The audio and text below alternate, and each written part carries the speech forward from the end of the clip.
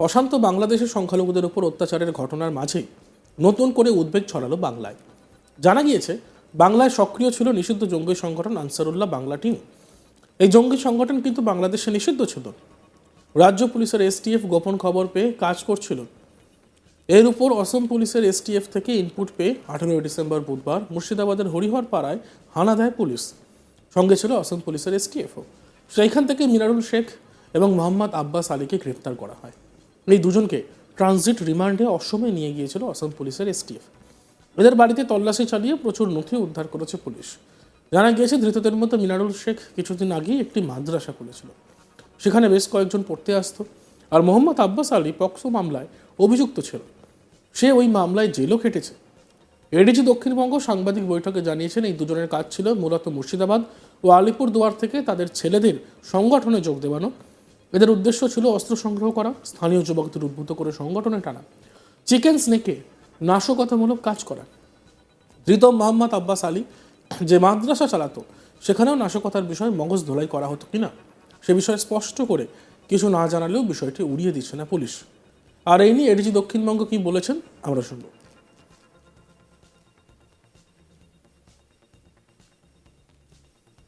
দিন আগে রাজ্য পুলিশের এসটিএফ এর কাছে একটা ইনপুট আসে যে বাংলাদেশের নিষিদ্ধ জঙ্গি সংগঠন এবিটি, যাকে আনসারুল্লাহ বাংলা টিম বলা হয়, সেই নিষিদ্ধ জঙ্গি সংগঠন, একটি নিষিদ্ধ ইসলামিক জঙ্গি সংগঠন, তার কয়েকজন সদস্য এই রাজ্যে কোনো একটি জায়গায় স্লিপার সেল তৈরি করেছে এবং নাশকতামূলক কার্যকলাপে যাতে স্থানীয় যুবকদের অংশীদার করা যায় সেই ব্যাপারে চেষ্টা করে।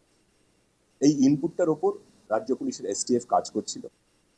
দিন তিনেক আগে আমাদের কাছে আসাম পুলিশের তরফে এসটিএফ এর সঙ্গে যোগাযোগ করা হয়। তারা একটি ইনপুট পান এবং তারা আমাদের জানান আসামে এসটিএফ একটি কেস করত এবং সেখানেও এই যে স্লিপার সেলের ব্যাপারে আমরা খোঁজ খবর চালাচ্ছিলাম, আমাদের এসটিএফ খোঁজ খবর চালাচ্ছিল, সেই খবর তাদের কাছেও এবং তারা জানতে পেরেছে যে পশ্চিমবঙ্গে মুর্শিদাবাদে স্লিপার সেলের, এবিটির স্লিপার সেলের দুজন সদস্য সক্রিয় আছেন। এই খবর পাওয়ার পরে গত 18 তারিখ সকালবেলা রাজ্য পুলিশের এসটিএফ এবং আসাম পুলিশের যৌথ একটি টিম মুর্শিদাবাদের হরিহর পাড়ায় রেড করে দুজনকে গ্রেফতার করে। তাদের নাম হচ্ছে মিনারুল শেখ, 48 বছর বয়সী, এবং মোহাম্মদ আব্বাস আলী, 29 বছর। দুজনেই মুর্শিদাবাদের হরিহর পাড়ার বাসিন্দা এবং দুজনের বাড়ি থেকে তল্লাশির সময়, গ্রেফতারির সময় বেশ কিছু বই পাওয়া গিয়েছে। তার বিস্তারিত বিবরণ আমি পরে দিচ্ছি। পেন ড্রাইভ পাওয়া গেছে 16 জিবি এবং কিছু মোবাইল ফোন এবং আরো কিছু ফেক আইডি কার্ড পাওয়া গেছে। এই দুজনকে আসাম পুলিশ তাদের কেসে আসামে নিয়ে গেছে এবং ওই একই দিনে আসাম থেকে 5 জন অ্যারেস্টেড হয়েছে এই একই মডিউলের এবিটি, এবং কেরালা থেকে একজন অ্যারেস্টেড হয়েছে। মোট 8 জনের এই স্লিপার সেল ছিল, যারা 3টি রাজ্যে কাজ করছিল, পশ্চিমবঙ্গ, আসাম এবং কেরালা। আবার বলি, আসাম থেকে 5 জন অ্যারেস্টেড হয়েছে, পশ্চিমবঙ্গের মুর্শিদাবাদের হরিহর পাড়া থেকে 2 জন অ্যারেস্টেড হয়েছেন এবং আরেকজন গ্রেফতার হয়েছে কেরালা থেকে। এই যে 2 জন গ্রেফতার হয়েছেন, তার মধ্যে মিনারুল শেখ, তিনি একটা ছোট্ট মাদ্রাসা চালিয়েছেন, খুব সম্প্রতি শুরু করেছিলেন 10-12 জন 14 জন বাচ্চাকে। এবং দ্বিতীয় জন যে মোহাম্মদ আব্বাস আলী, তিনি একটি মোটর পাম্পের মেকানিক। এই আব্বাস আলী 2018 সালে অপহরণ করে আমরা পক্সো মামলায় অভিযুক্ত ছিলেন, চার্জশিট দেওয়া হয়েছিল, তিনি 2 বছর জেলও খেটেছেন। আসাম পুলিশের এসটিএফ এবং আমাদের রাজ্য পুলিশের এসটিএফ, তারা যৌথ তদন্তে গোয়েন্দা দফতরের সাহায্যে যেটুকু জানা গেছে সেটা হচ্ছে এই আনসারুল্লাহ বাংলা টিম, যাকে এবিটি বলছি, তাকে আনসার আল ইসলাম বাংলাদেশ বা আনসার বাংলাও বলা হয়। এটি একটি নিষিদ্ধ ইসলামিক জঙ্গি সংগঠন। 2013 থেকে 15-র মধ্যে একাধিক দেশে এটা নিষিদ্ধ করা হয় এই সংগঠনের কার্যকলাপ। যে যে দেশগুলিতে এই সংগঠন নিষিদ্ধ আছে সেটা হলো বাংলাদেশ, ভারত, ইউনাইটেড কিংডম মানে ইংল্যান্ড এবং মার্কিন যুক্তরাষ্ট্র। এই সংগঠনটি একাধিক ব্লগারকে হত্যা করেছে 2013 এবং 15-তে। একটি কুখ্যাত ব্যাংক ডাকাতি, যাকে আমরা আশুলিয়া ব্যাংক রবারি বলা হয় বাংলাদেশে, আপনারা খোঁজ করলে পাবেন, তাতে এরা যুক্ত ছিল। এবং এরা এই স্লিপার সেল, তার উদ্দেশ্য ছিল ভারতবর্ষে নাশকতামূলক কাজকর্মে উদ্বুদ্ধ করা স্থানীয় যুবকদের, এবং যাতে তারা এই সংগঠনে যোগ দেয়।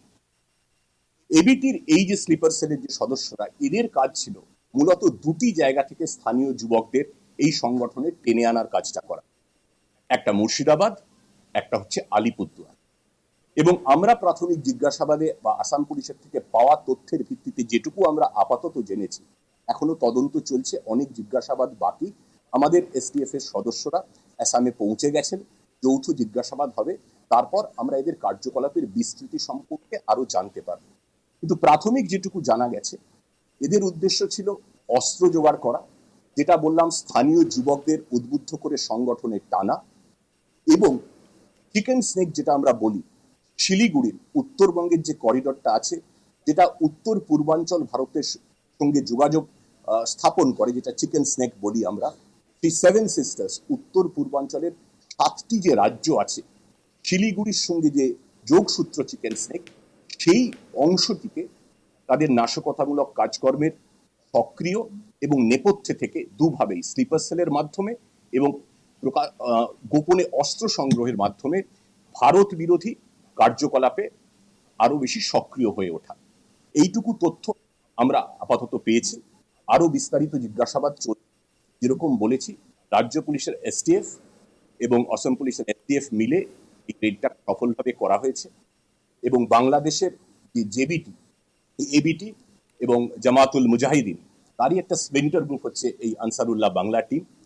সেখান থেকে একজন ফয়রান ইশরাক বলে একজন, যিনি বাংলাদেশে আছেন, তিনি এই স্লিপার সেলটাকে সংগঠন করার চেষ্টা করছিলেন, এবং সারাদ রাদি বলে আরেকজনকে পাঠানো হয় মুর্শিদাবাদে, তিনি এটা সংগঠনের কাজ করছিলেন।